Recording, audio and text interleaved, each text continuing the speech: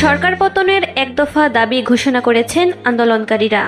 সরকারের পদত্যাগ চেয়ে এক দফা দাবির ঘোষণা দিয়েছে বৈষম্য বিরোধী ছাত্র আন্দোলন। শনিবার ঢাকার কেন্দ্রীয় শহীদ মিনারে এই ঘোষণা করেছেন সমন্বয়ক নাহিদ ইসলাম। বর্তমান সরকার পদত্যাগের পর একটি জাতীয় সরকার গঠনেরও আহ্বান জানিয়েছেন তারা।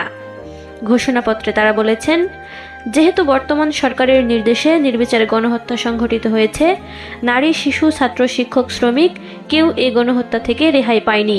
যেহেতু সরকার এ হত্যাযজ্ঞের বিচার করার পরিবর্তে নির্বিচারে ছাত্র জনতাকে গ্রেফতার ও নির্যাতন করছে, যেহেতু সরকারের আইন শৃঙ্খলা রক্ষাকারী বাহিনী প্রাণঘাতী আগ্নেয়াস্ত্র ব্যবহার করে হত্যাযজ্ঞ সংগঠন করেছে, যেহেতু ছাত্র, শিক্ষক, শ্রমিক, মজুর সহ আপামর জনগণ মনে করছে এ সরকারের অধীনে নিরপেক্ষ বিচার এবং তদন্ত সম্ভব নয়, সেহেতু আমরা বর্তমান স্বৈরাচারী সরকারের পদত্যাগের এক দফা দাবি ঘোষণা করছি।